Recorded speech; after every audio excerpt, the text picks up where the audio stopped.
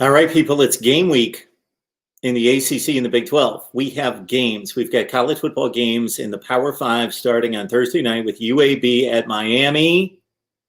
We've got a full slate of ACC games coming up on Saturday, and pretty much the same deal in the Big 12, although TCU, SMU, one of the anticipated games for me once the big boys were knocked out, like the Texas LSU game and Ohio State and Oregon, those types of games, USC, Alabama, and others. Once those were knocked out, looking at the revised schedules, I was looking forward to watching SMU and TCU. We saw the Mustangs struggle against Texas State, but pull through with a win. And Shane Buechele at the controls with 367 yards passing. And again, SMU coming off a 10-win season and an opening night win. Wanted to see them take on Gary Patterson and the Purple Crew, but we will not see that game because of COVID positive tests on the campus of TCU. But otherwise, the ACC and the Big 12 in play this weekend, and we are pumped. Okay, good to see all of you online. We've got 10 on the line just like that. Here at MarkRogersTV, the voice of college football. Thank you so much for joining, contributing in both the live chat, the super chat, the likes, the comments, the shares that you're providing us on social media, and of course, call us at 860-325-3687. There's a number of things that I would like to get to, but you produce the show. That's all there is to it. You produce the show. Your calls, your comments in the live chat produce the show. I respond to what you want to talk about. Otherwise, I will certainly ramble about college football myself. Oh, we've got a call 2 minutes and 20 seconds into the show. I do have some material I am going to get to, even if we're sitting here 4 hours from now with phone calls. I'm going to get to it. Don't always get that, but this time I'm determined. MarkRogersTV, the voice of college football. Who's on the line? Hey, Mark. Nate, you're going to be late. Well, you're not late. How you doing? There is no way that you're late tonight, Nate. You are on time, ready to go, ready to roll. Yep. How you doing tonight? Pretty good. How are you? I'm good. I'm feeling good. Good. Oh, by the way, I'm going to be on the morning show tomorrow with BB and Lou for the first time. You're going to be on the morning show, the Uncle Lou morning show. Mm-hmm. Okay, so when you say you're going to be on the show, you're going to call into the show, or they've invited you onto the show. What's the deal with that? Well, I try to email them the email, but I haven't got email yet. But I hope them to call in and talk about football and stuff. But anyways, so Nate, I probably shouldn't tell you this. I really don't want to tell you this because I may be wakening a sleeping giant, but if you make too many calls into these call-in shows and make too many appearances on YouTube and other social media and online, it's going to make the rest of us look bad. And you're pretty much going to take over. Somebody's going to give you a show, give you a channel, and then the rest of us are just going to have to pick up the scraps.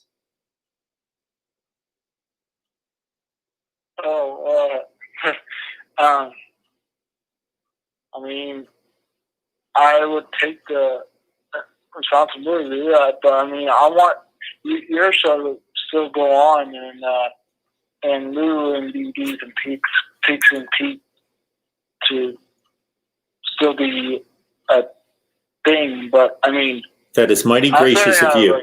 Thank you. Mm-hmm.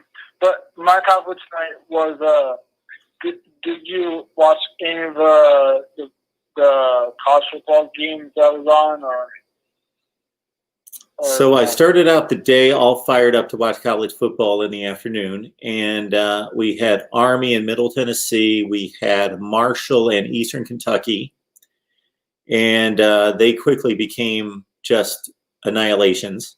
So I checked out at halftime of both of those games because I just didn't want to waste a nice 80-degree sunny afternoon. So I checked out of those games. I came back and didn't anticipate the SMU Texas State and Memphis Arkansas State game as being great, but I watched most of those 2 games. Yeah, that's good. I was actually surprised that Texas State was battling SMU. I was actually surprised. I don't see that often, but hey, like game with us, you never know what's going to happen. No, you don't. But last question before you get another call. Should Michigan? Well, no, you already had a Michigan show, but Michigan or whatever it is, talk show. But could I try to do one with you or sometime, or it's just a question. You would like to do a Michigan talk show? Yeah, I just want to try it out. I mean, so Nate, it's up to you. Do you realize how easy it is to have your own YouTube channel? You may want to start there. Do you have a buddy or a friend or a family member who loves Michigan football as much as you do, or anything close? Yeah. You could tag team with them. I don't know if I'm the right guy to talk Michigan football with you. Oh, okay. I mean, I get what you're Michigan. No, I'm Michigan. Ohio State fan. Sorry. Yeah, I just thought it because you had a Michigan talk show. I thought. Well, I would love to have a Michigan live stream every week. I would love to do that. I get that, but anyways, Mark, thanks for the let me call in, and good night. All right, Nate. Thank you so much. Whomever else was calling, please call back. I apologize because at this point we don't have a system to field the calls in regards to putting you on hold. So just please call back. There you are. Most likely the same person. Here we go. Caller number 2. Who's this going to be? MarkRogersTV, the voice of college football. Who's on the line? Hey, what's going on, Mr. Mark Rogers? It's Ballard Sports Media. How you doing tonight? Ballard, I'm doing just fine. How are you? Hey, just like all of us football fans, hey, we got some football. I'm feeling pretty great. I am too. I believe that this is going to be a successful season. I believe that there will be some cancellations, some postponements, but we are going to see a completion of a college football season. I am about 80 to 90% sure. Yeah. Oh man, I was watching I was watching on the ESPN app the other night, like UAB in Central Arkansas, or maybe it was like the Southern Alabama game, or whatever. I love football so much, and I think you know, as a college football fan, you're so desperate for football. You're watching high school versus middle school type of teams. Not to throw these teams under the bus, but I mean, well, you just did. Like UAB. Do what? I said you just did. I mean, you get what I'm saying. They're like the FCS type of teams. They're not like all the powerhouses like Clemson or Georgia or anything like that. So they're not like junior high or high school teams. They're like FCS teams. I'm just saying, like, you know, like if Central Arkansas, who UAB played the other night, if they were playing a team like Alabama, we're sitting there saying, who's Bama got this week? Oh, they got a cupcake. You know what I'm saying? That's all I'm trying to get at. Compared to the big boys. But I'm just one of those people. I'm just a football fan in general. I don't care who's playing. I think the thought of a pigskin flying through the air and everything, it just gets me all excited. I don't care who's playing. You know, I'll watch a game if it's on. If it's a game, it's a game. So I'm just happy to have college football back and everything. And of course, we, as a Alabama fan and SEC fan, we have to wait a few weeks, but it's coming up pretty soon, and I'm actually excited. Alabama, if you look at their schedule, they have quite a few night games this year. What are your thoughts on all that, all these primetime games they're getting? Well, let's look at the Alabama schedule. So they've added, in addition to the SEC Western Division and Tennessee, they've got Missouri, I know. That's a week 1 matchup, correct? Missouri? Yes. Missouri? And they had Kentucky added. And who else was added? Georgia was already there, sure. But in terms of the added games, it was Kentucky and maybe Missouri. Well, yeah, it was Tennessee, Georgia. Then they added Kentucky and Missouri.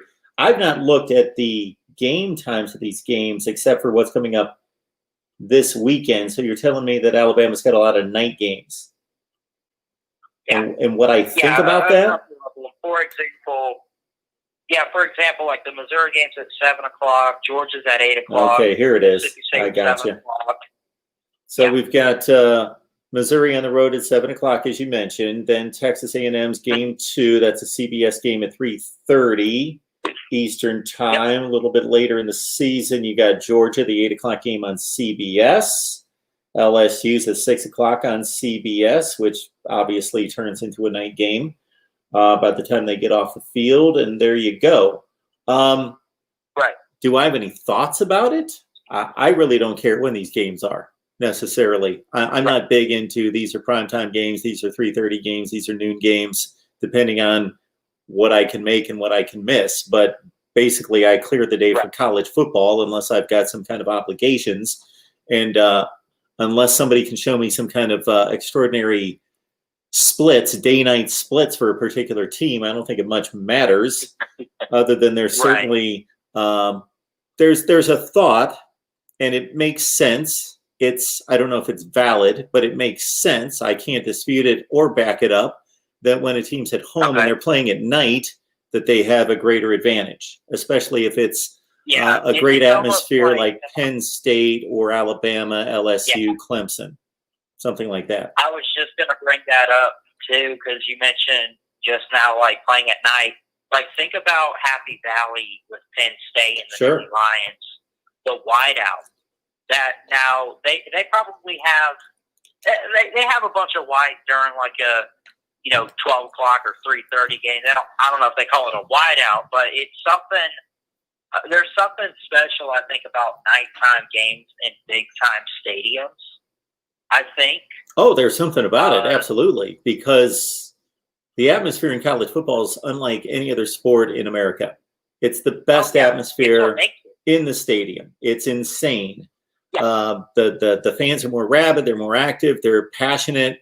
The mascots, the cheerleaders, the bands, the pageantry, it's all just so much.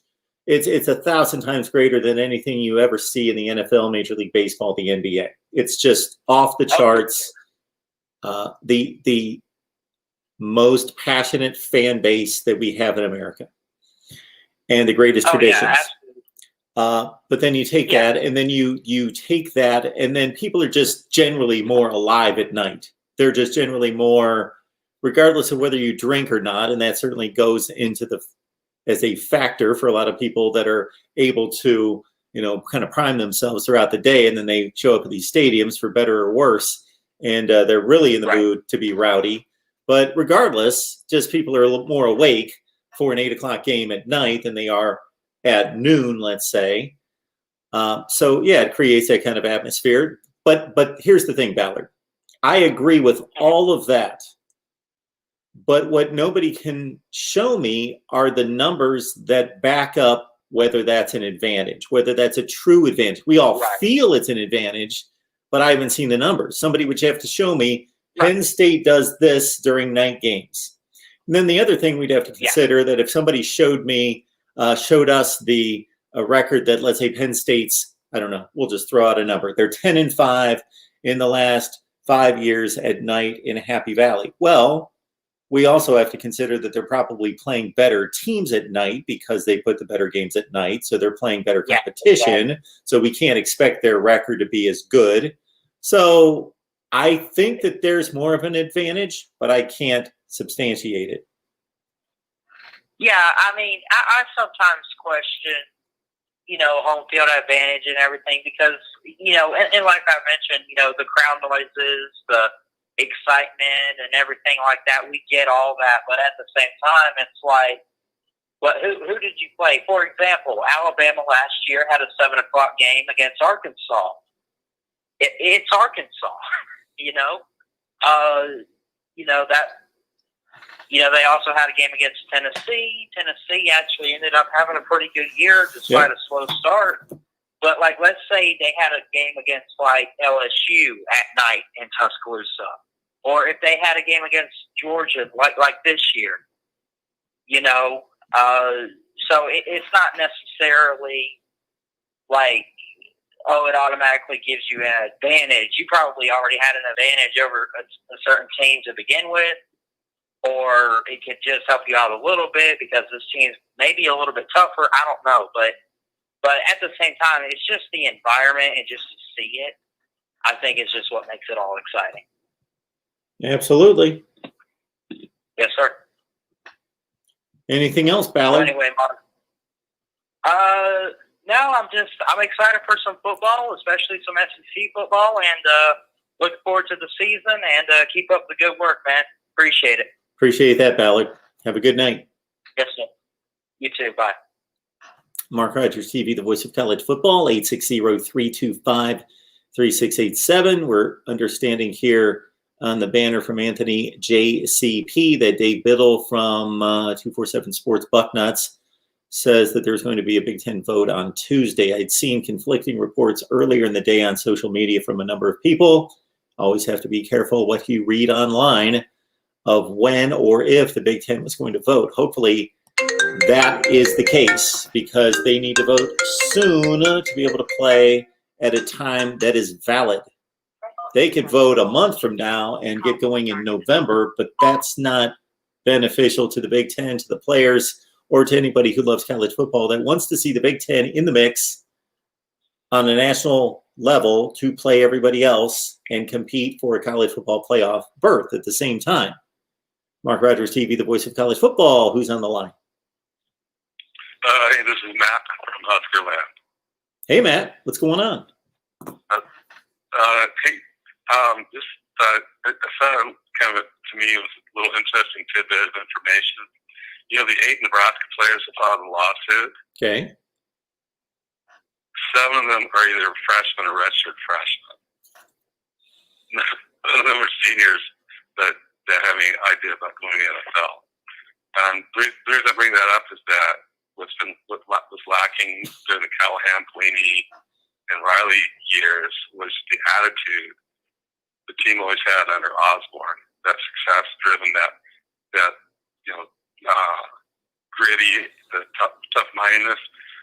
And I think they're going to get it back. Scott Frost, my favorite play he ever had was not a passing or running play. It was when he threw a devastating block against Texas A&M. So that just kind of shows his attitude. So I just kind of I kind of like that. I want to see that back. I want to see Nebraska go play Ohio State and Nebraska back, not like they've been. It'd be a great game. But anyway, just thought I'd throw that out. That was kind of interesting. So despite a rough start for Scott Frost, I thought it was the best hire that they could have possibly made at the time.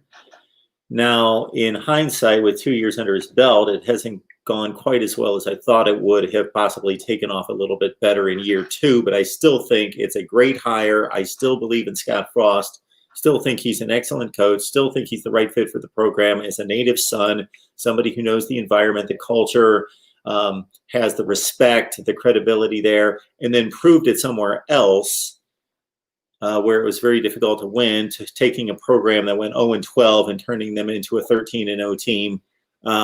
I still think it's a great hire. I may be proven wrong, but I am a bit surprised that they haven't taken off. But sometimes sometimes you have to take a couple steps back, resurrecting, restructuring culture getting rid of the players that aren't going to buy in, aren't going to put in the effort, aren't going to have the attitude that you need, and therefore you take a couple steps back and implement new schemes, new terminology, all of that before you can move forward. Yeah, and that was true. There were the recruits. When he got here, the cupboard was bare. I mean, as far as they had half the team left when Cross came in, started pushing them to work hard in the weight training and all that, and so it's kind of like weeding out the recruits under Riley. So, and the reason I mentioned those freshmen, redshirt freshmen, being the ones bring the lawsuit is that's where the talent is. And Husker fans, we know that. The talent's not really with the senior class this year yet either. It's with the freshmen, redshirt freshmen, and some of the sophomores. So the talent's there, but it's the young talent that's the kind of players he's recruiting. So the question for you, I'm not hearing anything yet about a vote. Have you heard anything yet about a vote? I just mentioned a couple minutes ago that I had heard a number of reports, and I use the term loosely because some people are just repeating information or making things up or repeating other people that make things up concerning if there's a vote, not a vote. But we're hearing from our guy, Anthony JCP, who says that Dave Biddle, I haven't confirmed this because I just read it about 2 minutes ago. Dave Biddle, who writes for Bucknuts on 247 Sports, says that the Big Ten is going to vote on Tuesday. Okay. Well, this whole thing is like, after this whole thing's been going on, and it's been kind of like Ohio State and Nebraska kind of pushing for it. And so I'll be rooting for Ohio State except when they play Nebraska from now on. So anyway, well, thanks for your time. Hey, thank you so much for the call. Appreciate it. Have a good one. Sure. Mark Rogers TV, the voice of college football, 860-325-3687. I just went to Dave Biddle's Twitter page to try to verify that. But again, Anthony JCP, thank you for the information about a Big Ten vote. Yes, they need to vote it through. We know that Ohio State, Nebraska, and Iowa voted initially in favor of playing football. We know that Michigan in the past couple of days, not necessarily at that level, but Michigan, led by Jim Harbaugh and his father, if you saw that clip, I watched that video clip today. And when Jim Harbaugh gets to the age of his father, he's going to look and sound just like him because he basically does right now. It was funny to watch his dad, Jack Harbaugh, speak to Michigan backers on campus. And the glasses, the hairstyle, even the way the hat sits on the head, and then the way he talks and enunciates and just his delivery, it was Jim Harbaugh. Jim. Anyway, he's basically saying, we're going to play football. We need to play football. Let's stick to it. We would be 90 minutes away from kickoff against Washington right now. Of course, they wouldn't be because Washington and the Pac-12 are not playing. But had the Big Ten made up its mind and continued on its path after it announced a revised schedule, Michigan would have been playing against somebody in the Big Ten today. So, yeah, we'll see what Michigan decides, even though the hierarchy is not on board with playing football. And the governor and the president, yes, are not on board with playing football. Jim Harbaugh has said that he has not had an opportunity, as of a couple days ago, to speak directly to the president. I find that a bit peculiar, since he's the highest paid employee in the state, that he wouldn't be able to find time, or the president wouldn't be able to find time to speak with him. I think they could carve out 10 or 15 minutes.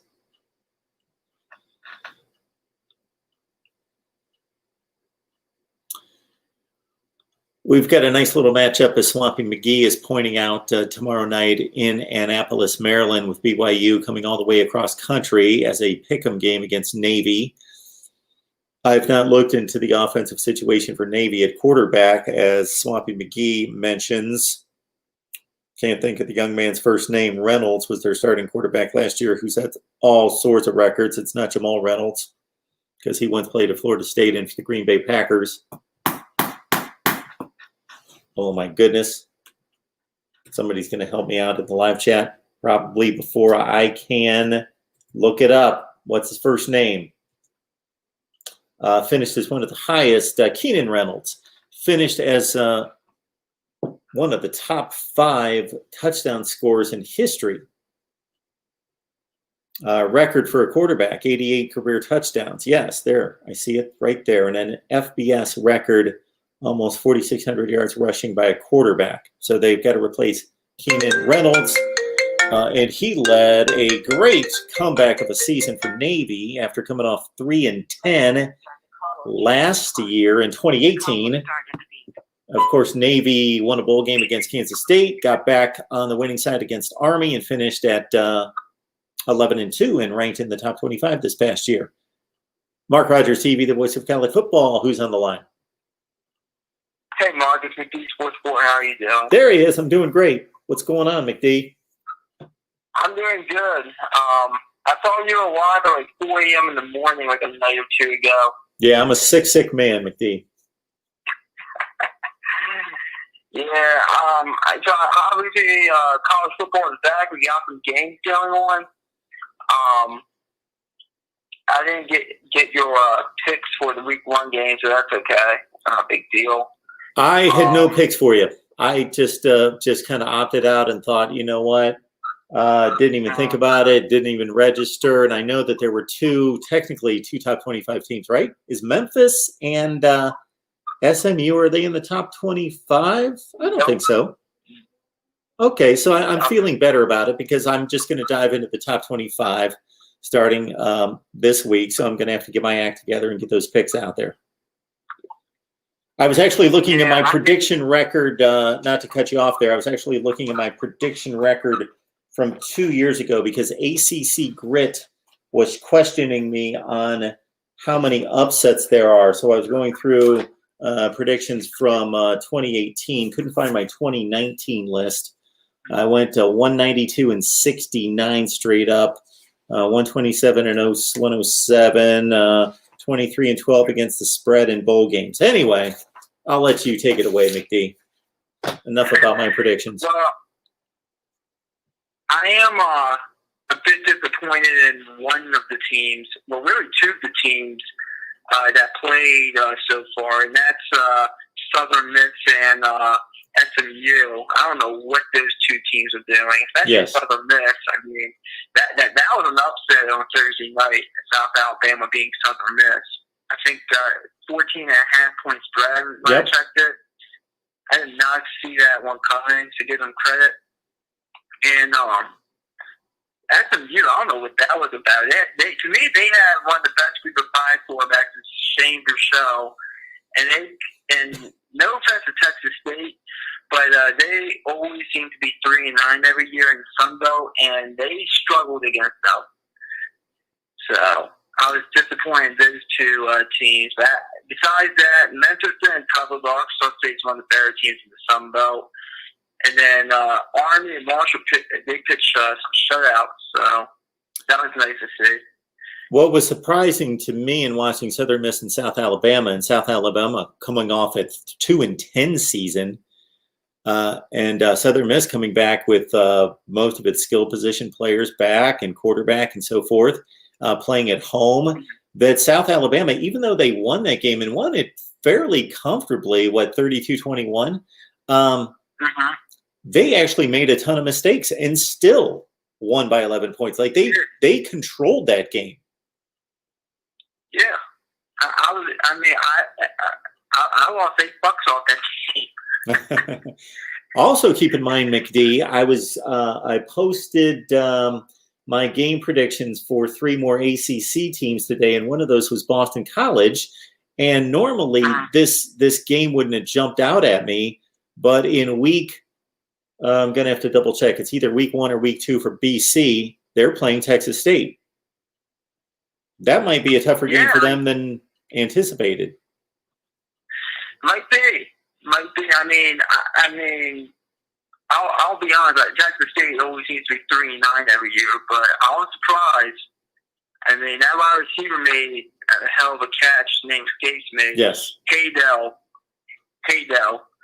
It's very funny, Haydell. But the last name. But they came to play Texas State, but it is what it is. I don't know who's going to win this BYU Navy game. I picked Navy because I think BYU is going to struggle against the triple option of it. To be pretty honest with you, but I think that's a pick-em game, honestly. Who you got on BYU Navy? I haven't made a pick on that game, but I need to. I haven't thought anything about it, but Swampy McGee is giving us some information on the new Navy quarterback replacing Malcolm Perry and reminding me, boy, this is what happens when you don't watch college football for like 9 months, and I haven't looked at Navy. I completely went into a time warp, and I was talking about, I knew that there was a Navy quarterback, of course. I've seen him play a zillion times. That was one of the top rushing leaders in the nation and led them to an 11-2 record, good comeback season from 3-10 the year before. And I instantly went back in my brain to Keenan Reynolds, but he was the Navy quarterback like 7 or 8 years ago. So I mentioned Keenan Reynolds, and I blew it, everybody, in talking about Keenan Reynolds being the quarterback that's going to be replaced at Navy. No, he was the quarterback like 8 or 9 years ago. Malcolm Perry, thank you, Swampy McGee. Malcolm Perry ran for 2,017 yards last season, leading Navy to an 11-2 record, 361 yards rushing per game. And, of course, they won the actually, I just watched the fourth quarter of the Navy win today against Kansas State in the bowl game last year. So not to cut you off, but I made a horrible mistake just getting I'm starting to do that in my old age is mix players up. So it's not good. All right, so that's what you came at. Yeah, it was kind of disappointing. I was psyched up to watch some college football and already and sitting down to watch Marshall and Eastern Kentucky, and then the other game was, as you mentioned, that Army Middle Tennessee game. And by halftime, it's like, what am I watching? It's 80 degrees outside. I'm going to go outside. I'm going to get some fresh air, do some things, then I'm going to come back and hope that the night games are better, and they were. Surprisingly. Yeah, I mean, I only watched like the first half of those 2 games because it turned out to be blowouts, and then I had to go show somebody some trails to go off-roading. So I actually missed like the first quarter of SMU Texas State because of that. But the 1 o'clock games were kind of disappointing, to say the least. But this week, what's the biggest game this week 2 coming up? Is it Clemson Wake Forest? Oh my goodness! I hope not. I was going to mention that as soon as you brought up week 2, that just imagine in any college football season that our primetime ABC game, and this game is by itself. If you want to watch college football Saturday night, this is pretty much all you've got. Like, there's not like a zillion games. It's not like, okay, ABC made Clemson Boston College the primetime game, and it's 24-3 at halftime. So I want to go watch something on the Big Ten Network or on CBS Sportsnet or ESPN2 or wherever there's other games. That's pretty much it. There's a Tulane South Alabama game that kicks off at 7:30. And other than that, there's nothing to watch. There's nothing until 10 o'clock if you really want to go in for Kansas and Coastal Carolina. The Pac-12 not playing this year, even though people made fun of the Pac-12 and they're not a factor anyway, ha, ha, ha, who cares? I'm going to miss late night Pac-12 football on Saturday night because we're not going to have those Pac-12 games kicking off at 10:30, keeping us up until 2 o'clock in the morning with a bunch of crazy finishes. Yeah.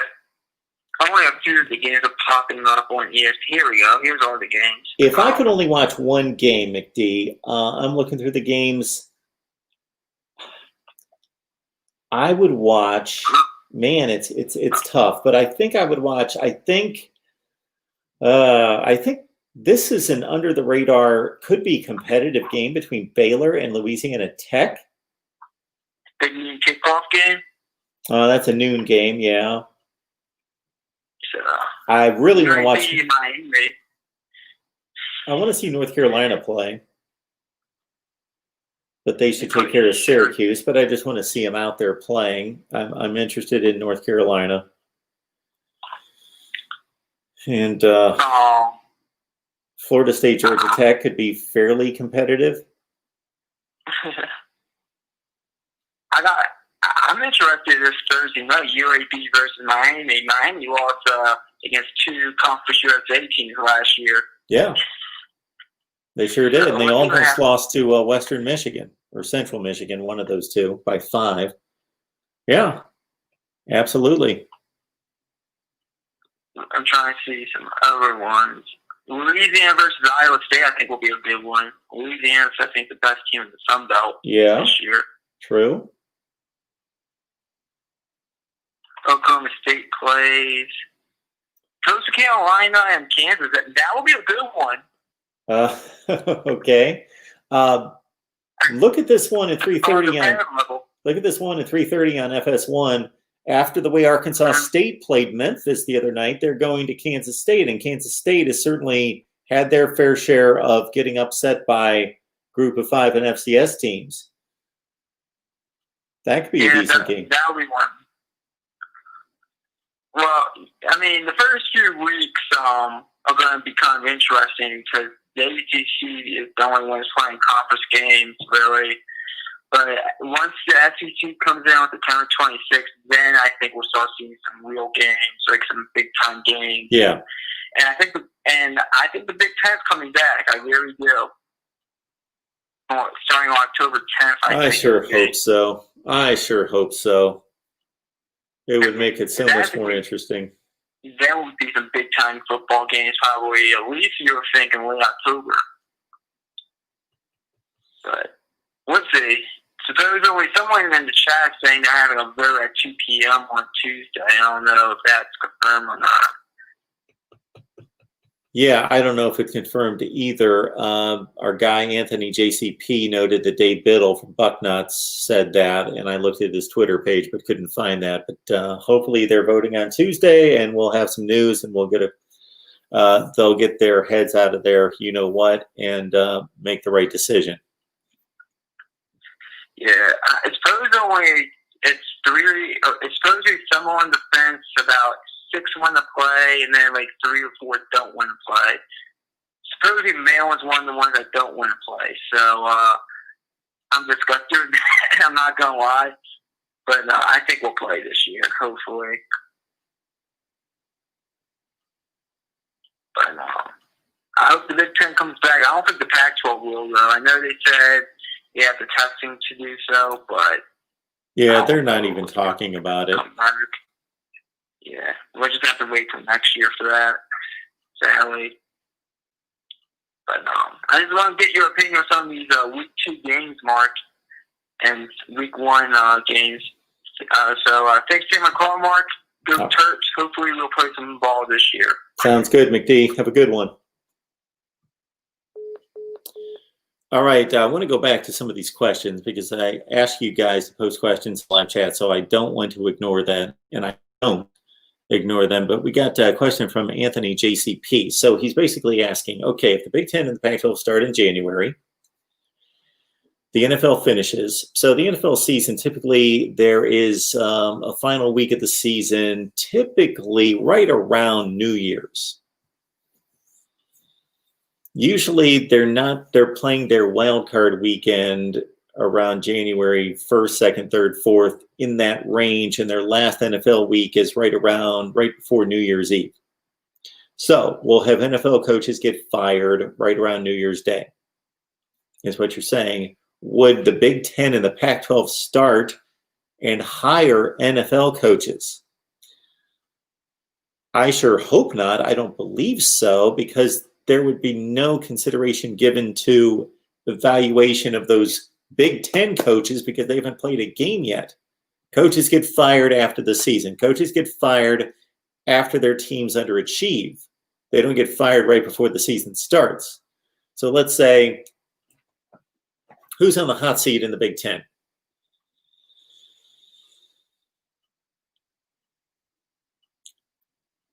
Nobody's on the hot seat in the Big Ten. Nobody. Not a single coach is on the hot seat in the Big Ten. Nobody. Nobody. No. There's just nobody that's on the hot seat, first and foremost. Secondly, it's just going to be days before the season starts. So you're going to fire your coach, hire an NFL coach, and then he's going to just, it's just not going to happen. Interesting, from a timing standpoint, it could, but I just can't imagine. That would be Bush League and would look awful, that a Big Ten team would go out and hire, or a Pac-12 team would go out and hire an NFL coach who just got fired, fire its current coach that prepared its team to start the season, and then hand the team over to an NFL coach who just got fired days before the season starts. Let's hope that the Big Ten and the Pac-12 are not starting to play football in January. Let's just dismiss that from our minds. Let's be optimistic. Let's be optimistic. Let me answer this text first. That we're going to have football in the Big Ten. I don't see the Pac-12.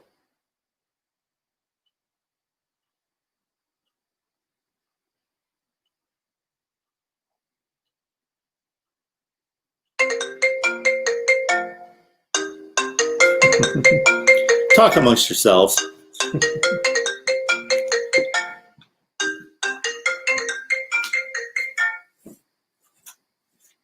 Hey.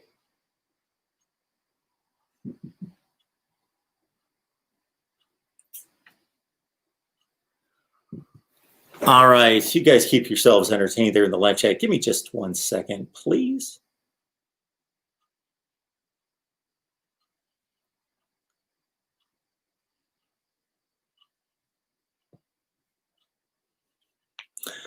All right, so there's a question from Anthony JCP, and then somebody else had a question about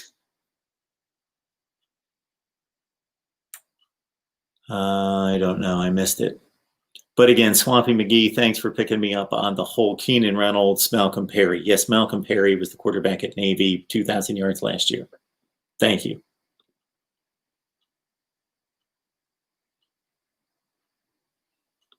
Okay, here's my guy, ACC Grit. We were talking about predictions and betting the other day. I've consistently made the comment that about 22 or 23% of the games in the Power 5 and by extension in the top 25 are upsets. Okay. I have this information from 2018. I don't have my information from 2019, but these are the games in the top 25 week by week by week by week in 2018. Okay. In week 1, we had 23 games played in the top 25.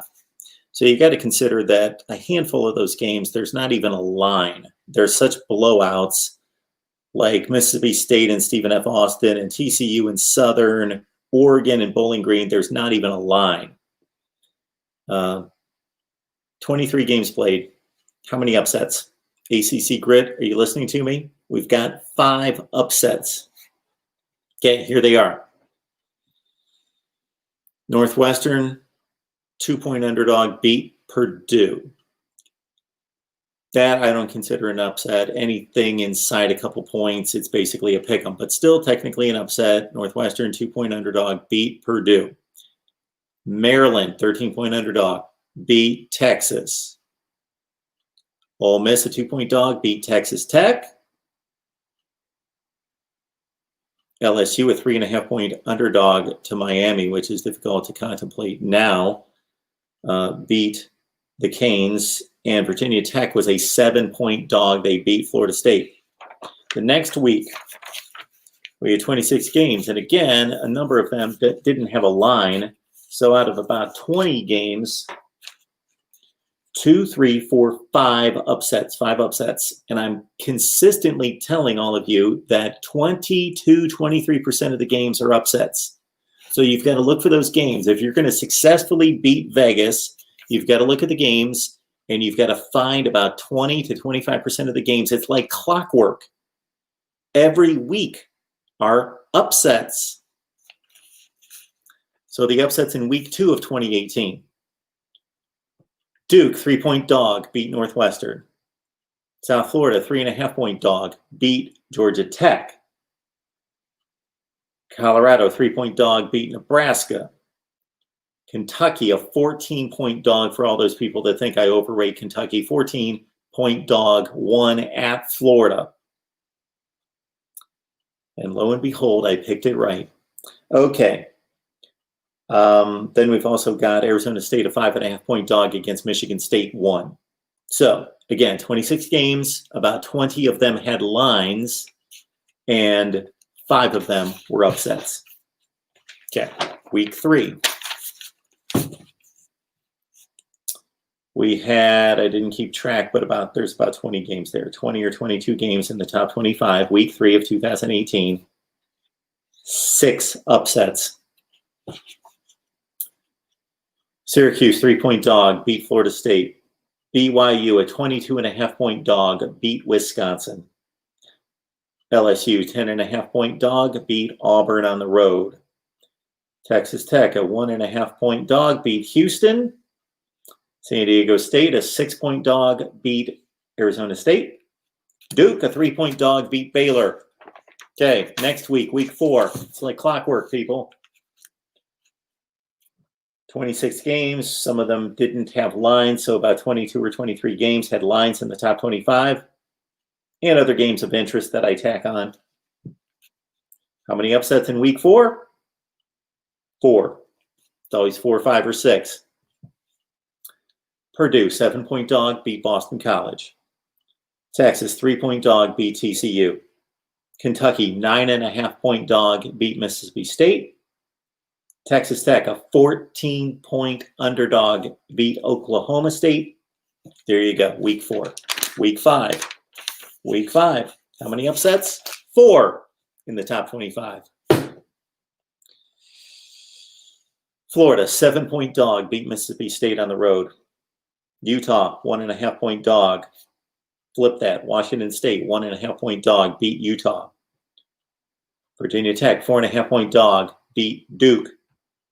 Kentucky, 1-point dog. We can throw that out. Beat South Carolina. Week 6. 6 upsets in the top 25 in week 6.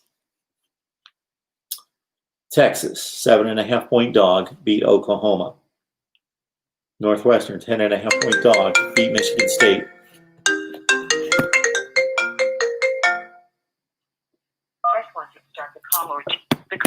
All right, let's finish off week 6 of 2018. We had other upsets. Again, 6 upsets. LSU or Florida, a 1.5-point dog, beat LSU. Iowa State, 9.5-point dog, beat Oklahoma State. Mississippi State, 3.5-point dog, beat Auburn. And Utah, 3.5-point dog, beat Stanford. All right. Who's on the line? It's a reasonable job. How are you doing? I'm doing just fine. What's going on tonight? Well, first of all, I thought I might give you a heads up. ACC Grit just said in the chat that you still haven't answered his question.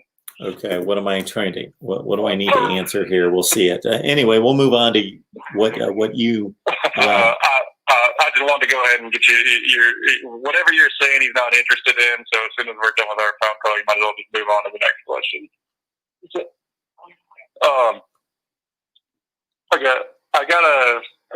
I gotta take you to task on something rather disturbing. Take me to task on one of your.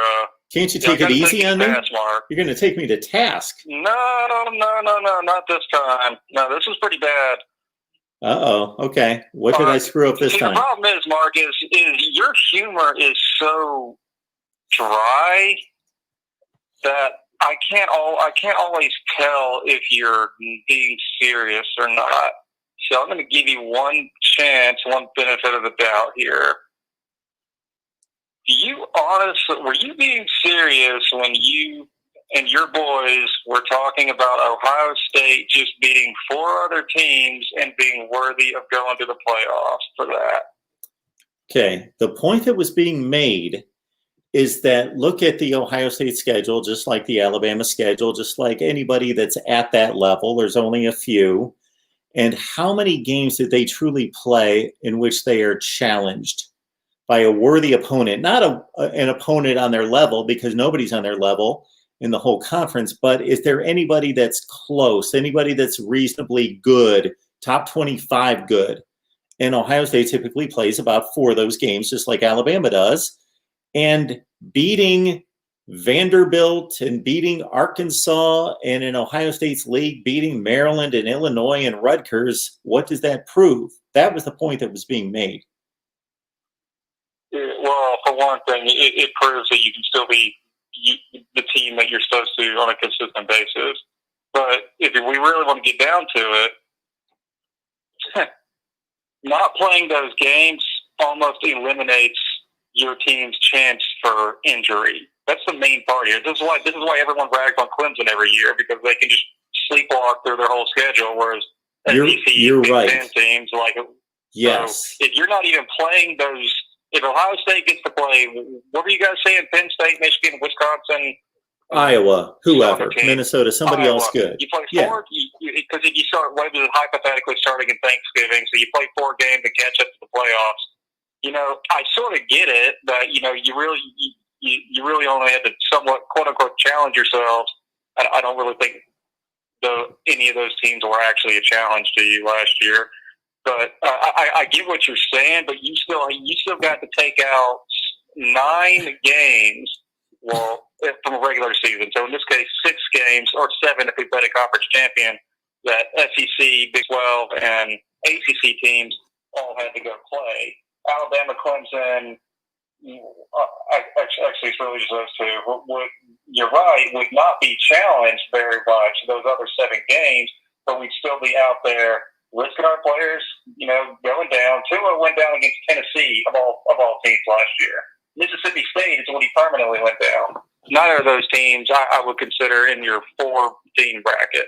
That's the main problem. Not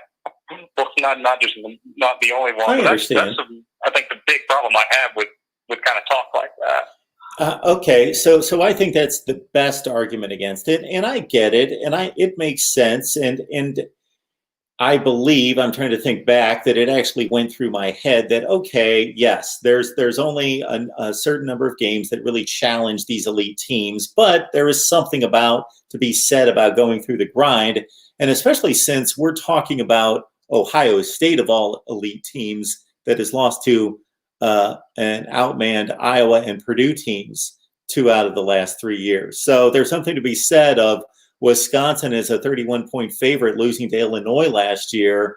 And again, Ohio State as a, whatever they were, 25 or 28-point favorite against Purdue losing 2 years ago. So they're probably not the best example of an elite team that's just going to skate by everybody. But yeah, there's something about going through the grind, and even the Michigan States and the Purdues and the Marylands and the whoever else still presenting a challenge that you got to fight through and get nicked up and have serious injuries and not so serious injuries that just kind of put a toll on your team. I absolutely get it. Plus, there is a risk of losing those games. There is always some kind of risk. And that what you just said right there is the reason everyone goes after Notre Dame. It's not because they don't go out and try to schedule, decent teams. They actually do, surprisingly, even though they don't have to. It's the fact that they're missing the one game at the end of the year that everyone else has to play, which means they automatically cannot lose that. It's impossible to lose a game you don't play. And then what I was hearing on your Ohio State Buckeyes live video was, oh no, instead of just missing one game, we're going to miss 7 games. And we're going to make an argument for the playoff. So I think the original comment. I'm not the only one. There were several people who had a Well, I serious think problem with that I idea. think the original comment was, how few games could Ohio State play and win, of course, and still make the playoff? What could that number be? Mm-hmm. I have no idea. I really wouldn't. I guess I could almost kind of tolerate it if the Big Ten started a little bit late and maybe played an 8-game season. Okay. And Ohio State beat everybody by 30 points. Okay. Let's say I wouldn't really have too much of a problem with that. But. Let's say it plays out like this. Let's say everything is chalk and Alabama wins big and Clemson wins big and Oklahoma wins the Big 12 big. Well, for one thing, we've only got 4 conferences to deal with this year, first and foremost. Uh-huh. So we don't have to deal with Notre Dame being an independent. We don't have to deal with the Pac-12. And so what if Ohio State goes 6-0 and they pretty much take care of everyone as expected? And they're the Big Ten champ. Then I'm going to fall back to what I'm saying before, because presumably the SEC champion, if it is, like you said, Alabama played 11 games. You're talking about quite literally cutting that in half with Ohio State. I just can't. That's not enough of a risk. It's not enough of a grind. It's not enough of being able to prove you are that team on a consistent basis. Because I don't like this idea that like some teams are just predestined to get into the playoffs just because they have the most talent, just because they're obviously the best team. To me, you still have to actually earn it. You have to go out there and win your 10-0 regular season, or win your conference champion with only, 1 loss. It's not enough to be the smartest kid in class. You still have to take the test and get an A. But you do have to understand, and I agree with you, because I'm the guy that sits here that says Oklahoma needs to be selected for the playoff last year, but I'm saying they're going to get killed and somebody else should go if we're selecting the 4 most talented, best teams that can compete in a reasonable manner. So even though Alabama lost 2 games, put them in the playoff. But yes, you need to earn your way into it. But you do understand, and I'm guessing, I cannot believe that you won't be on the same page as me, that there is a dividing line there somewhere, and we're all going to draw it somewhere else. I don't think that you would say if everybody else goes 10-0 and Ohio State goes 9-0, that you're going to deny them a playoff spot if they crush 9 teams in the Big Ten. That you're going to say, well, they didn't play 10, they played 9, so we're going to leave them out. That there's a threshold there somewhere. With you, of course. There is, and I understand that everyone probably has it differently, but I would say that threshold is going to hover around the 6 or 7 game mark. That's reasonable. I honestly do think you could sweet talk some committee members into allowing an 8-0 Ohio State thing. Again, like you said, this is where the whole, and I think I think you don't actually like it when we talk about you have to win in a convincing manner. But Ohio State would literally have to beat almost everyone by 20 or more points. They can't go out there. They can't step into the room with 8 wins and some nail biters against Michigan State or something. But I don't think a lot of people would be really bothered by that. But once you start getting, down in the 7 and 6 game range, I mean, we haven't had seasons that short since the early 1900s. So, Reasonable Gump, actually, to clarify where I stand on the whole evaluation process of blowout games versus just winning the games, is that I don't believe it should matter. I believe that it should only matter because I would build an objective system that it only matters that you win the games. But under the current format, we're under an evaluation process, so we have to look to see how well you played.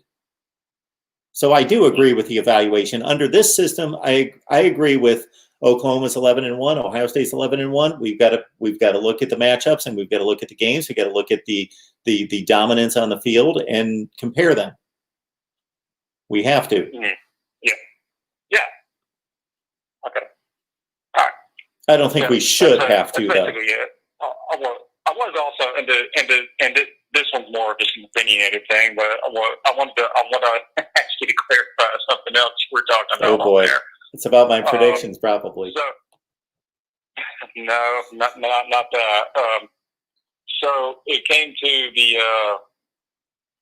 point where apparently it wasn't for any of the reasons that you and I just discussed. Apparently, the only reason that would not be allowed was because Paul Feinbaum, I think his name was invoked, and someone else would complain and whine about it and say that it was Ohio State who chose not to, play the whole season, and they jumped in late, so why should they be allowed in the playoffs? And then you brought up the point that it's actually the Big Ten that did that, not Ohio State. Now, I want to see if we can't come to some sort of middle ground here, because Ohio State is the Big Ten. Ohio State's been a part of the Big Ten, I believe, since 1915 or 16, one of the two. Yes. They are the heart, the soul, the blood of the Big Ten. You may not always agree with whoever you're involved with, but they are part of that conference, and they have to basically be in on it, whatever the conference does. You can't start pointing the finger and say, "Oh well, I didn't agree to this. You got the Big Ten, not me." Well, if you're not going to find too many people feeling sorry for you unless Ohio State actually does pull the trigger and leave the conference, then I can understand that. Like, for example, Nick Saban is very vocal every year about wishes the SEC would play 9 games, but the SEC doesn't want to do that.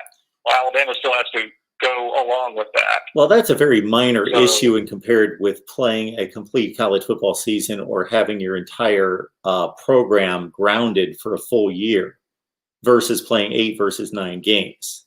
Those two can't really be compared as a point of argument.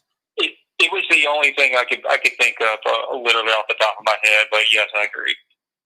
But the message is still more of what I'm trying to get at. I don't think too many people are going to feel sorry for Ohio State because of the Big Ten, which they are the center of, that made this decision. Sure. If it's really that important to them, then they would try and pull a Nebraska and leave. Only I think Ohio State could actually get away with it. So what is your point of contention with me?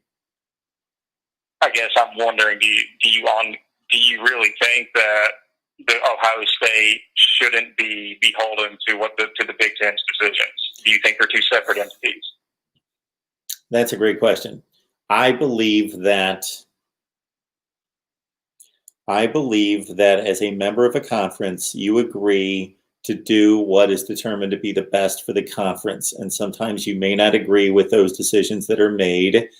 Just like if you agree to be employed by a certain corporation, or you go in partnership with 3 other people and you own 25% of the business, whatever the situation, you have made a decision that this is best for us overall. We may not agree with every decision, and we're going to be able to hopefully have our ability to vote, our ability to have our say, but we need to be on board once we leave the boardroom to say we support the decision.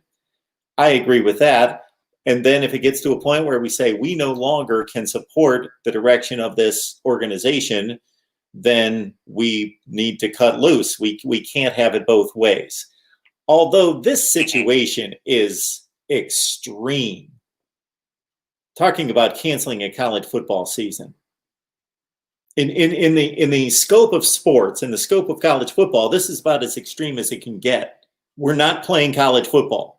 You're not playing. I have no arguments with that. This is as extreme as it could get. But usually extreme things like this would tend to force a decision. So if the Big Ten comes out here and votes Tuesday, like I keep hearing some people think it's going to, and what if they do vote not to wait until the spring? Then Ohio State's got a decision to make, and I think we both know that they're not going to pull that trigger. Yeah, they're going to stay in the Big Ten. it's like I said in the beginning, that they are the Big Ten. They may the coach and the players and stuff will probably complain about it, which they should. I would, but when all said and done, they're going to go along with, like you said, they're going to go with the conference because it's what's best for the conference, because that's who they're part of. And they would have to have they would have to organize so many partnerships with so many other teams, so many other schools. Forget the teams. Obviously, if this was, intramural sports, it's different. But to get the cooperation, the legalities worked out, the contractual agreements, the money, everything to form some kind of super league and pick off the best of the Pac-12 and the best of the Big Ten and put together something. It's just so far beyond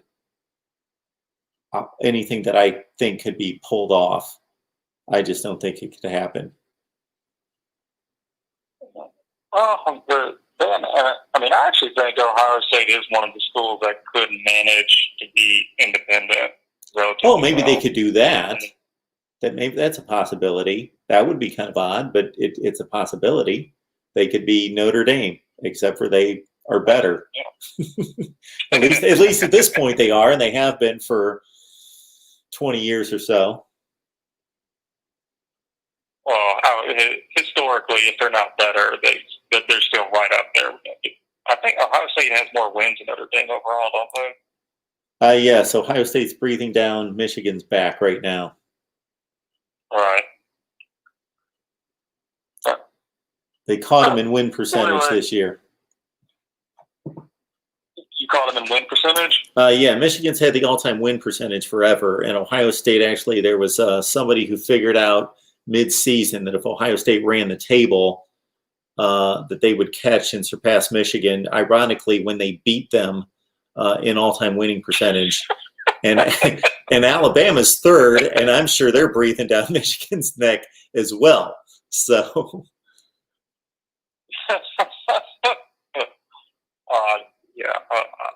I've actually been surprised at how quickly Alabama rose in the all-time wins numbers in the last 10 years. No doubt due to Saban, because we were behind Michigan, Ohio State, Notre Dame. I think Oklahoma, maybe even like USC, and maybe not USC. We were in the latter half of the 10, but we're either fourth. We maybe tied with Texas or something. I don't know. Well, of course you haven't gained. Yeah, I think either after last season or maybe before last season you were tied with Texas. I forget which. So you're either tied with Texas or you far surpassed them last season. I don't remember which, because they only won 8. You guys won 11. But you're not gaining too many on Ohio State. You've picked up a few. You guys go to more playoffs. Or have, but it's pretty much neck and neck. Ever since the playoffs started, or maybe a few years before that, it's pretty much neck and neck between Alabama, Clemson, and Ohio State. They pretty much all have ridiculous records. Oh yeah, well with all-time wins, the next person we're going to catch is Notre Dame. They're in between Ohio State right now. Yeah, you guys are ripping off 12 and 13 wins a year. And sometimes 14, and Notre Dame and Michigan's, they're winning their 9 or 10. So you're going to pick up 4 or 5 wins every year and sail right by them, as Ohio State has. I ran the metrics on the Ohio State-Michigan series recently, and Ohio State's won so many more games than Michigan, in the last 15 years, 50-some more games. Maybe more than that.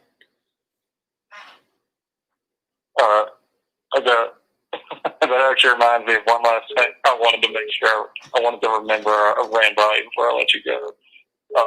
So I think it's high time that Ohio State needs to go ahead and look at changing its mascot. All right. What? Your mascot needs to be the hammer, and Michigan needs to change their mascot to the nail. Okay, that's a good one. I like that. You caught me at first because I'm very protective of Brutus Buckeye. I'm very protective of him. I'm going to have to rewatch this video and see what your face looked like when you said that. Yeah, I was a bit upset there for about a split second. But then I got your point. That's a good one. Would you mind telling me, this simple guy from Mobile, Alabama, what the hell a Buckeye is? Is that like an acorn or something? It's basically an acorn. It's useless. It has no redeeming qualities whatsoever. It's just falling off of trees in Ohio all over the place, depending on where you live. Some people in Ohio even are like, I'd never see any Buckeyes.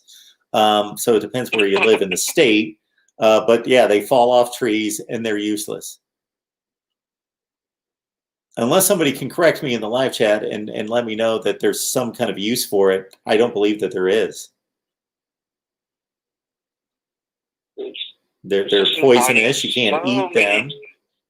Can't do anything with them. Inviting so many jokes to make about your team when you can name it after what you just said, a useless acorn. All right. I'm sure you had other questions to get to in your live chat. We already get hammered with having marijuana leaves on our helmets, so there's. Yep. Okay. Okay. Anyway, good night, man, and hopefully we actually see everyone. That's right. On the field this year. Except the Pac-12, but they don't want to be there anyway. Yeah, exactly. Appreciate the call. We'll see you. All right, we had some folks calling in. Please call back. Again, I apologize for the phone system. We will get it upgraded at some point. I cannot predict when. I have shown many of you the attempts at correcting the phone system. We will get to it at some point. All right. Here we go.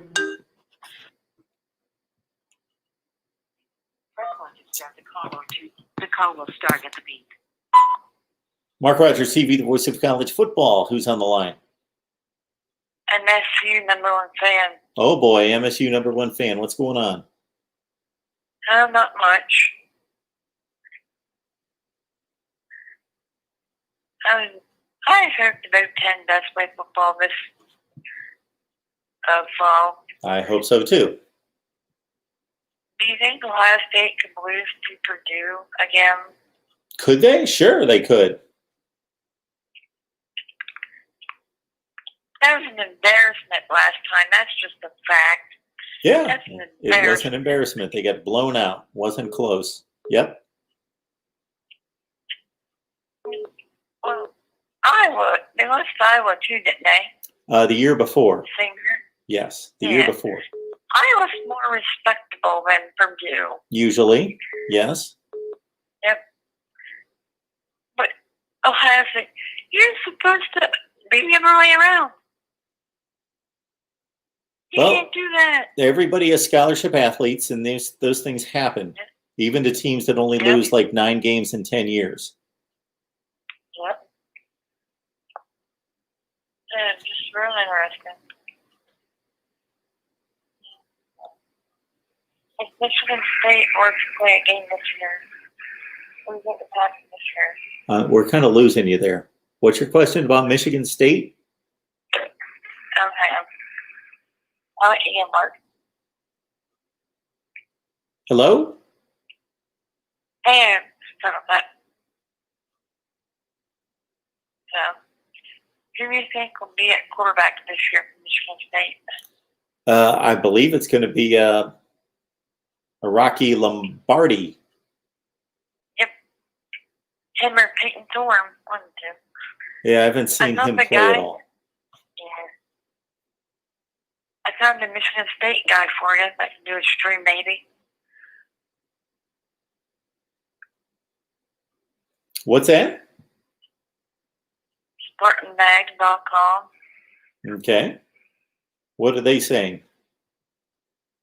I'll have to ask them if they can do it. You're hearing my scanner in the background. You got your scanner going in the background. Are you tracking down suspects or something? Yeah. Yeah. Well. Okay. Well, it looks like we're going to find out this week whether the Big Ten is going to play football. All right. Thanks, MSU #1 fan. Going to take this other call right now.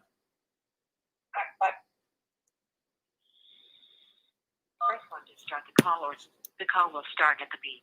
Mark Rogers TV, the voice of college football. Who's on the line?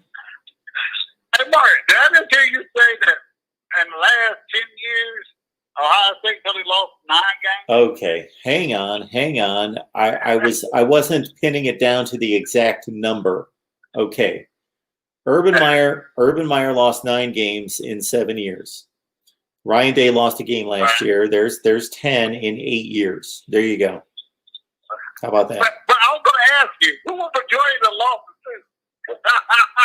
to? Who they lost to? Yeah, well, I'm talking about who was the majority of the losses to. Well, oh boy, I guess it's 3 out of 10. My goodness, that's not even a team in the Big Ten. 3 out of 10. Ouch. Yeah, that's funny. I mean, outside of Penn State joint, I really didn't know who else was dominant in the Big Ten outside of Michigan and Ohio State. I know Michigan State. I feel like Michigan State got y'all a lot when what's the name? D'Antonio. Well, who was there? D'Antonio. Nah, I'm not D'Antonio, but I'm talking about Ohio State coach. It seems like every year Michigan State would get y'all like a stupid game or something like that. Every year? Like here that. It seemed like not that they did. It just seemed like it. I'm talking about who was the coach before Urban Meyer? Jim Tressel. Tressel. Yeah, it seemed like Michigan State got him a lot. Okay. Let me review this real quick. I might be wrong. Let me review. Jim Tressel never lost to Michigan State. Oh, okay. That must have been Cooper that was beating them all the time. Well, Cooper lost a famous game to Michigan State and Nick Saban in '98. Ohio State was consensus #1 late in the season. They had a big lead on Michigan State. They blew it and lost and didn't go to the national championship game because of that. Right. And Urban Meyer lost 2 big games to Michigan State. He lost the 2013 Big Ten championship game, and he lost in 2015 that cost them a playoff spot. Maybe that's what it was, but yeah. But that's surprising though. Yeah. Y'all have dominated the Big Ten. I'm not sure how true it is, but Clemson, like people say, well, the ACC is weak. Which it is. I'm going to sit there and try to argue that. But they were saying that if you look at Clemson and Ohio State's record versus each other conference, it's just about the same. Clemson got just as many wins versus the ACC as Ohio State does versus the Big Ten over the last 10 years or something like that. Wait a minute. Run this by me again. Okay, excuse me. Clemson has the same amount of wins versus the ACC as Ohio State does against the Big Ten. Okay. You're basically Both saying of them that. have dominated each other's conference. Yeah, I sure. was just making a statement. Yeah. Pretty much. They both go undefeated. The same thing for Alabama too, right? They both go undefeated or lose 1 game in the conference. That's pretty much what happens every year. Right. Just to give you an idea, let this number sink in, DeAndre. Since 2004, that was a long time ago, Ohio State's worst record in the Big Ten, their worst record other than the 1 year between Tressel and Meyer. So we'll take out the Luke Fickell year in 2011. Other than that, since 2004, Ohio State's worst record in the Big Ten is 7-1. Wow. That's amazing. They've gone at least 7-1 in the Big Ten every year. Wow. Yeah, that is completely amazing.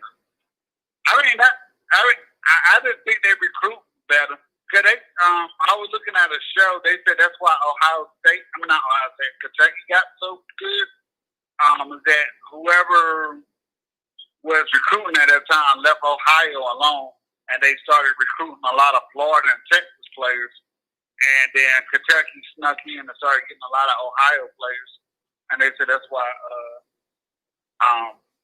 Kentucky got good under the current Stoops up there. I said, wow, that's amazing.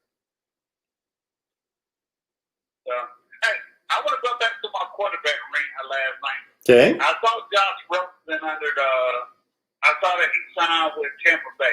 Yep. Practice squad. That's another example. When we heard about Josh Rosen, and I know you can't judge off of what you did in college, what you're going to do in the pros, but that's another guy that just like, why would y'all so hyped on him? Because I know he went at Deshaun Watson for getting a master's degree in communication. But that's just like another overrated guy that just hurts my nerves because I just hate. Like everybody, it's gonna be so great. What you went number 3 in the draft? I know you went top 10. Josh In Rosen? the draft. Yeah. I think it was 13 off the top of my head. I might be 13. wrong, but I believe it was 13. Right. You're probably right. But yeah, I'm just like we kept hearing about it. Like it just hurts my nerves when I hear about these guys. I'm like, what are they looking at?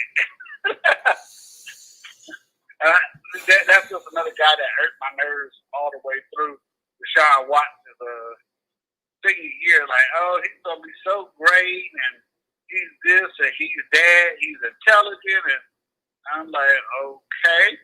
I don't only see him play like maybe 4 games with the Cardinals. I don't think he got on the field last year with Miami.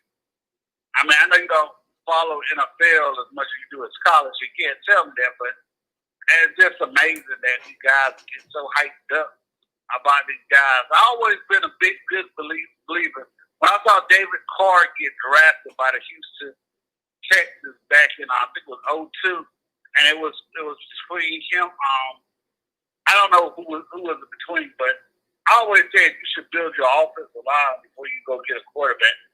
And I guess it was like when he came out of Fresno State, he was can't miss, but I was like, man, once y'all build an offensive line for the quarterback won't get killed. I mean, that's what I hate the Cowboys, but that's one thing I give Jerry Jones credit for, is building a good offensive line. I know Trace Smith hasn't been healthy these last couple of years. Hopefully he'll get back and center retire. But I just love to see teams build their offensive lines. I think that's one thing that Pittsburgh got, even with terrible quarterback plays, is Big Ben gone. But I just think that, you need to build your offensive lineup. And that's what I always thought hurt Clemson, is that up to like the last couple of years, when they went up against the big boys, it seemed like they had terrible offensive line play. You never heard about any Clemson offensive lineman going in the draft. And now they're getting all these 4-stars. I always thought that hurt Clemson. Well, I'll go back to what I said last night. You really don't see offensive lines get built up like that anymore. Like outside of maybe Alabama and who else was that? Auburn probably has some pretty good pieces of offensive line, but Auburn's predicated on the run. It's very rarely that you see good offensive line play. Notre Dame. I don't think Ohio State got good offensive line play. When's the last time have we really known any offensive linemen come out of Ohio State? To the NFL draft? Jordan? Yeah, I'm talking about recently, not in the past. I know about Pace and them. I'm talking about recent years. Oh, they've had a lot of offensive linemen in the NFL draft in the past 6 or 7 years. Let's say 7, 8 years. Yeah, that team that won the national championship had a number of players go to the NFL, and right after that. Yeah. Okay. I could be wrong, but like I said, outside of Alabama, Auburn, maybe, and Notre Dame, I really think it's a lot of those schools don't have best to play. And I think that's what killed Texas over the last 20 years for offensive line play. But, I just want to call and say what's up, but I thought it was funny that you like, yeah, they only lost 2 games, 9 games. I wonder if most of those losses were too. I knew it was Clemson, but that was being funny. All right, DeAndre. You have a good. You're always going to have that one on me. All right, have a good night. If they played enough, we know Ohio State will probably win their fair share. I mean, everybody brands, Tennessee, South Carolina, Clemson, Auburn. We got to win a record of Ohio State, but we don't play each other enough to say, who really has the best in and out year. Now they played all the time. I'll probably give Ohio State an advantage. If they would play every year, I'll probably be honest with you. Well, that's very nice of you to say that, Clemson. As a Clemson fan, that's very nice of you to say that, because obviously you've got the bragging rights and you could just go with that. With the way things are going, if things don't change in college football, who knows how much they're going to run into each other in playoff games. Right, it could be every year, but I mean, I play chess a lot, and I love chess. There's a guy, I cannot beat him unless we play for money. And I always say, when it comes up for money, I always beat him. That's what I always tell him. But we just play a regular game, I can't beat him. I mean, you just don't know what somebody will do. Like when I say, I know Clemson and Ohio State has played for some big games, but there was only two of them. The other two were just regular bowl games. So, sure. Who said they were taking that very seriously? I know back when the Gator Bowl was played, Ohio State and Clemson, Ohio State just had better talent than Clemson over the last 100 so years of playing football. I'm not going to lie about that. I mean, they played every year. Ohio State will probably beat them. Now, I know about Michigan. I won't give that to Michigan, but I'll give it Ohio State. I'll give that Ohio State. And we know that three of those games were great games. Three of those games were great games. Obviously, the playoff game in 2016 was a blowout. And that, one of the big reasons we see that just in the last couple of days with Deshaun Watson signing that huge contract and J.T. Barrett can't stay in the NFL. That's a huge advantage. And I'm not making an excuse for Ohio State, because that's part of the game, obviously, having the quarterback that can get it done. And I'm not saying that's the only difference between those two teams, but that was enormous. Ohio State was so crippled in the passing game. If you go back and look at that game, Deshaun Watson didn't play a great game. If you go back and look at that game, Deshaun Watson against Ohio State, I mean, he threw INTs in the end zone. I mean, he really did play a great game. But now, again, I go back to Ohio State offensive line, because the defensive line was probably a big difference. Oh, yeah. Yeah. I think it was Jordan or somebody like that. He put him in the game at right tackle after y'all started right tackle got hurt. And he just lit him up the whole game. Yeah. Like there, Barrett couldn't throw the ball. He couldn't throw more than 5 yards. I mean, we have seen that out of Ohio State, because Florida, where Urban Meyer was coach, said they saw the same thing. Whoever was the quarterback at the time couldn't throw the ball. I mean, I don't know how you get to a place like Ohio State and can't throw the ball or style of play. I don't know how you get there like that, but sometimes it makes you wonder, like, what kind of quarterback development that you got in Dwayne Haskins and Joe Burrow go in the top 10.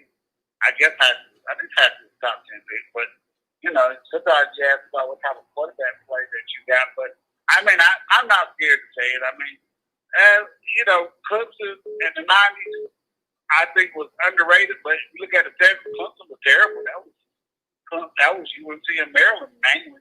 I think NC State might have won an ACC tournament championship, but most of that was what's called the 80s and years that I remember Clemson playing, 80s and early 90s, that 91, 92 year on down. Clemson was amazing. They might have beat Ohio State that time. I don't think Ohio State was that good, but I would say Ohio State would probably beat Clemson. They played every year. Especially when they had Jeff George and not Jeff George, but the running back. Yep. George. All right, DeAndre. All right, Mark. You have a great night. I appreciate it. Have a great night. Oh, my apologies. I had a number of people calling in. I was going to dive in on some of those calls, and then as soon as I was about to, The line dropped. So here we go. The call will start at the beep. Oh boy, somebody's got me cranked up there in the background. I can already hear the call. Mark Rogers TV, the voice of college football. Who's on the line? Hello? Hey, how are you doing? Good. Hey, got a Mizzou Tiger in the chat room right now, but I'm a big Hurricanes fan. This is Canes fan 305 here. I Nice. listen to a lot of Kane podcasts, and they're definitely number 2. I love you some Cam Underwood. I was missing them for a couple weeks, but I'm glad to see you got our helmet on that top shelf right behind you. Wait a minute. We've got a problem here. I appreciate the compliment. Number 2? We're number 2? Yeah, number 2. Yeah. If you're familiar with Manny Navarro at The Athletic. Yeah, I have no idea who that is. I'm just joking with you. That's fine. I don't promote myself to have the best of anything here. We just do our best, and we're covering everyone. So Miami's just one of dozens of teams that we cover. So not familiar with them, but we appreciate you listening. What's going on? I want to get into something that a lot of Canes fans hasn't really talked about since last year, because I think it was more of a problem last year. But the ACC network, I have a huge problem with. I'm an Xfinity customer. You know, I'm from Chicago, so I'm used to getting all the Miami games just coming with ESPN. And, you know, Xfinity is yet to sign a contract with them. The ACC president is not very forthcoming as to, you know, what those contract negotiations are, you know, if they're going to be fruitful or not for all of us, because even in Florida, South Florida specifically, a lot of those customers are Xfinity customers, and they can't even watch the first game. And especially with a year like this where everybody's just in drought in sports entertainment, except for when the MLB started playing, I think it's still kind of crazy that they haven't put something together. Like, it's forcing us to pirate stuff. Not that I would say to do that, but I mean, how else are you going to watch the games if, you know, I'm a college student? I can't afford it. Well, it's all about business, and it's all about supply and demand, and it's all about negotiating in regards to ESPN or any network has an idea of what they believe their delivery's worth, and then the particular cable companies don't want typically to pay as much as what is being offered, and so it's a negotiating ploy in regards to, okay, I'll just throw out a number. So if a particular network says that, okay, Comcast, for us to deliver our network to you, it's going to cost you 40 cents per subscriber. And Comcast says, no, you're not worth more than 20 cents per subscriber. And then and it's not all about just that negotiation, but then they throw in different stipulations or say, well, we'll throw in another network, and if you up the rate and keep the rate at 40 cents, we'll throw in another network. And there's all sorts of negotiation, but what it comes down to is how the particular network values its product and determines that it's worth a certain amount of money versus that cable company determining we won't pay that much. And what's imperative of the network is that they don't want to give in too quickly, because they're negotiating with dozens of cable networks. And if it gets out that they gave in and lowered their rate to a certain degree for one particular cable company, then that puts them in a difficult negotiating position with all the other cable companies as well. I get that. I just think, like I said, with, you know, the circumstances of this year, we're in a pandemic. People are hungry for entertainment. You know, the ACC president was able to get Notre Dame to agree, yeah, we're going to play with ACC. We're going to deem ourselves as an ACC team this year, but after that, we're done. Like, why wouldn't you use that as leverage to get more of a Midwestern like audience Sure. to buy in and get, you know, like this platform going. Because, I mean, who's watching it? That's what I want to know. Like, you have to, I mean, the only person that I know that has it has Hulu Live, and they're paying like $90 a month just for that, just to watch the games. Like, it's crazy. Well, they're not paying $90 a month to watch football games. Well, my buddy is. He's a more diehard fan than He I is? am, but, you know. Well, that's a pretty bad deal if It's he's just paying the- $90 a month just to watch football. He can afford it. Okay, well, regardless, He I can can afford it too, but that doesn't mean that I'm going to pay $90 just to watch football. Hulu's sure. like No, Hulu's I like get it. $40 a month, and then you got to buy some Right. tiers. Right. Let me hit you with a second question that I've been wanting to Okay. get on your Miami show. Okay. I mean, we're obviously in a chase for Jake Garcia, Yeah. and kind of what Cam is saying, it's kind of him or nobody at this point for this recruiting class. And, you know, I'm just kind of nervous because Manny's a new coach.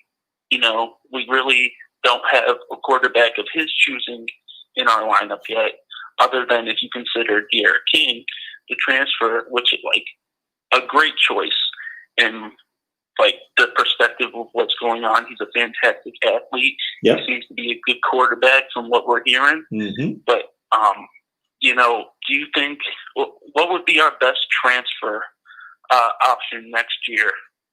I mean, De'Aaron King said that he was going to play at Houston at the end of last year when he decided to not play after his fourth game, I believe. Oh, wow. I mean, what That's if a he great does that question. and goes off to the draft? Your best transfer option.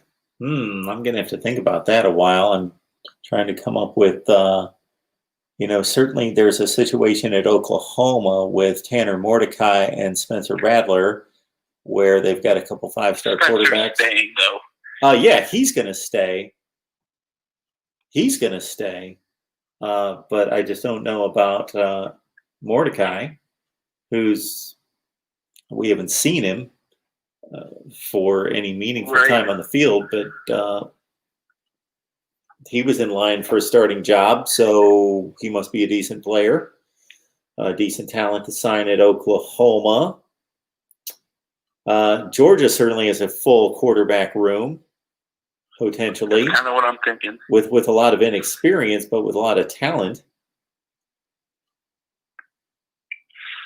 Yeah, I think it's a hard question that I think that Manny's going to have to answer a little over halfway of the season. I mean, if De'Aaron King gets injured, God forbid, you know, I believe in Nikosi. I believe in Tyler Van Dyke, even though he hasn't really shown us anything on the college scheme. But I've watched his tape over and over again, and I like what that kid's got.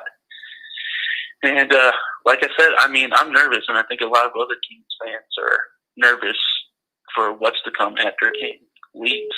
Or if King doesn't, you know, rise to the occasion like everybody thinks that he will, you know, what are we going to do then? I mean, is average quarterback play going to sway a lot of these recruits to go away on the offensive side, which is what we really need? Absolutely. Well, you got Nikosi Perry, so I'm understanding that you're probably not too thrilled about him possibly taking over next year. It's not that I'm not thrilled, because, I mean, after I saw what he did to Florida State, you know, I was a big fan. I was a big fan of when Rick recruited him. You know, I believe he broke like all of Dante Culpepper's records and Ocola, and you know, he's got the talent. He's got an arm. He just needs to really lock down that precision accuracy, because it seems like that's his big weakness. You know, it's kind of like the same thing I had on Jimmy Garoppolo, great arm, but sometimes he just makes terrible decisions. And the 49ers are my favorite team. I love Jimmy, but at the same time, it's like You got to know when to switch in another player or hunt down another player. Because we're not sticking with Martell, that's for sure. No, he's done as a collegiate quarterback at a high-level program. So just to give you an idea, back to this ACC network deal of how many people get the ACC network, understand that there's about 115 million households in America. So if you can grasp that number, 115 million households in America that have TVs. Okay, the ACC network, when it launched, was in over 40 million households. So it's probably increased a little bit since then because that was about a year ago. So about a third of the nation, a little bit more than that, gets the ACC network. Yeah, but how many of those customers are actually using it? How many of them? Well, you could say that about anything. I've got 100 channels I don't use. For sure, but I guess the thing is with Miami fans, especially in South Florida, is that they don't have access to it. You know, like their target audience, like Miami's fan base, even though it stretches, I mean, it's dense in South Florida, which it should be because that's where Miami is.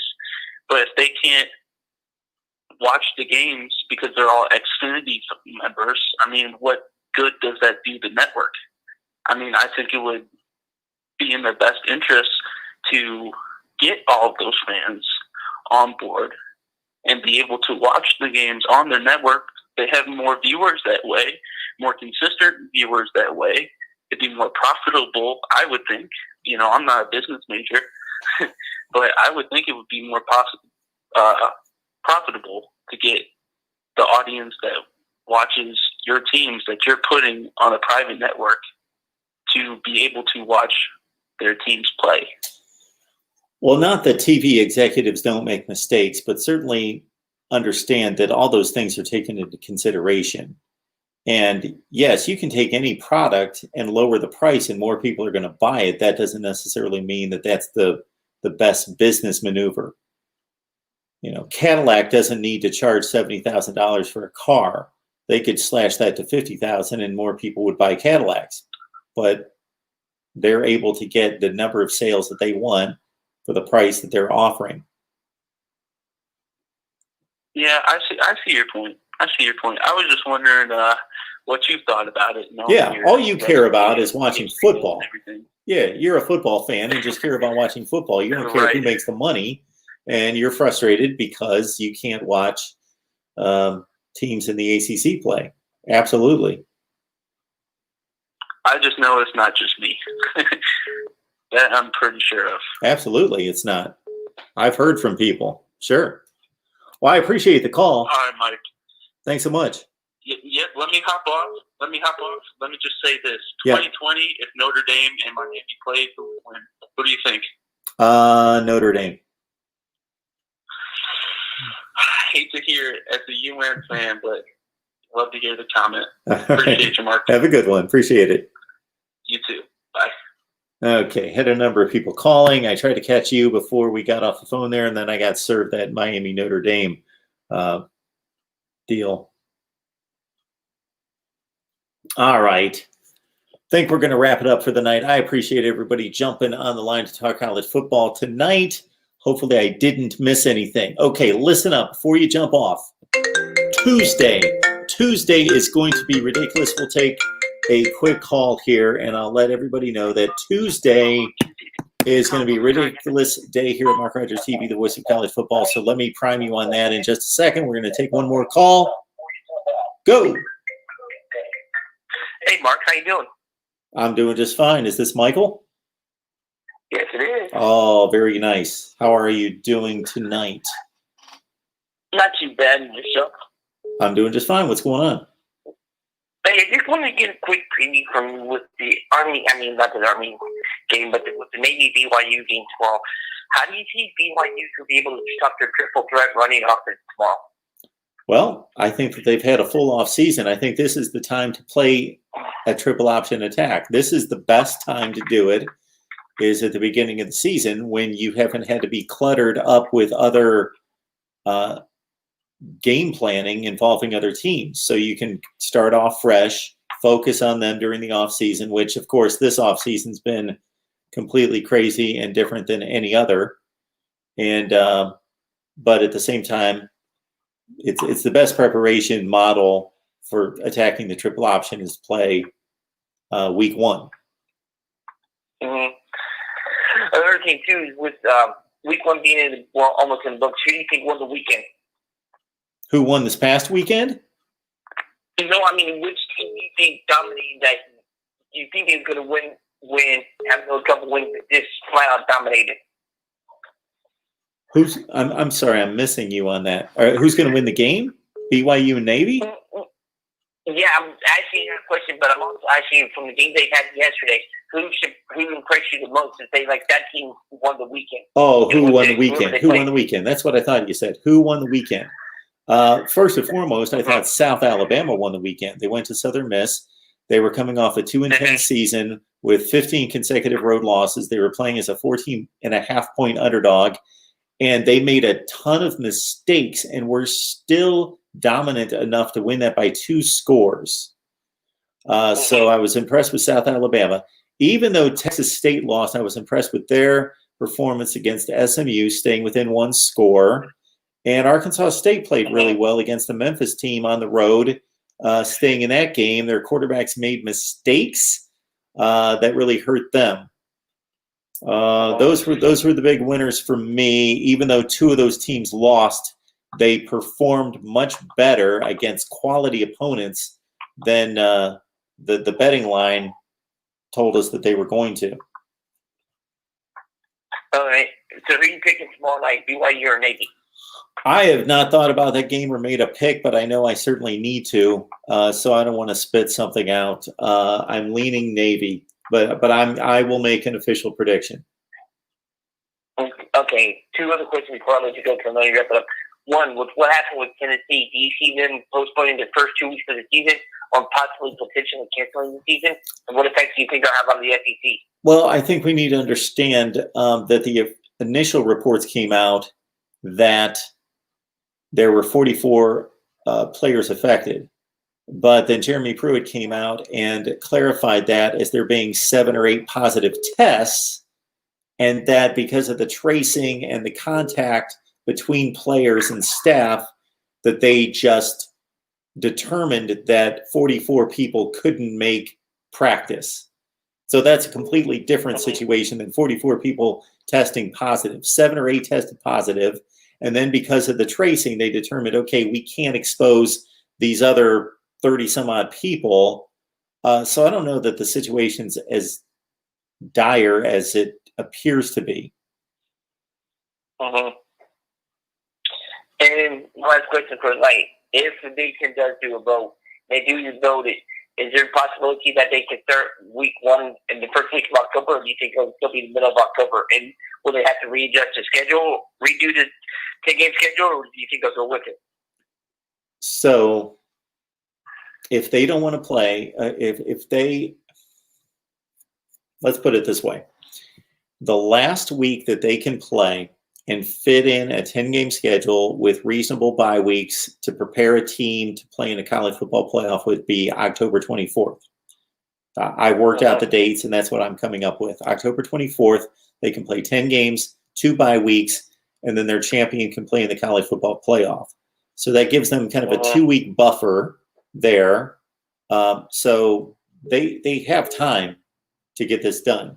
They don't have a lot of time, but they've got 5 to 6 weeks to prepare these teams, and they don't need quite that much. Jim Harbaugh said he can get his team ready in 2 weeks because they've been practicing, most of these teams. Mm-hmm. All right. All right. I was enjoying it. As always, Mark, great show as usual. Thank you, Michael. I appreciate it. You have a good night. Oh, follow-up question. Are you going to do a post-game show after the Navy game tomorrow night? Yeah, tomorrow night. I am going to be out of state, moving my daughter in on her final year of school at her university there. And but I'll be back to watch some football, and yeah, we should be on live after the game. All right, thanks. Thanks, Have a great Michael. Labor Day with your family tomorrow. Appreciate that. Take care. Bye. All right, Tuesday. All right, unfortunately, we've got to put the calls on hold for the rest of the night, and bid adieu to everyone there. All right, hang on just a second. Here we go. Okay, Tuesday, everyone. So, at 2 o'clock Eastern time on Tuesday, we're going to have Miami Hurricanes live to preview the UAB game. So from 2 to 3, we'll be live to talk Miami football. Then at 3:15, although you won't see it live, I'm taping with Steve Dace from Michigan Podcast, another 10-minute war, Ohio State, Michigan, the Big Ten, the whole situation involving the schedule. And with the information we should know at that point, that should be a great 10-minute war that typically turns into 20 minutes. All right, at 6 o'clock on Tuesday, Florida State Live, not at 7 this week. We got to do it at 6 o'clock Eastern time on Tuesday night. And then at 7:30, we're going to do 2 full hours of ACC preview at 7:30 Eastern time on Tuesday night. I appreciate everybody jumping into the live chat. We will see everybody tomorrow night, most likely. And then, of course, a full day on Tuesday right here at Mark Rogers TV, the voice of college football.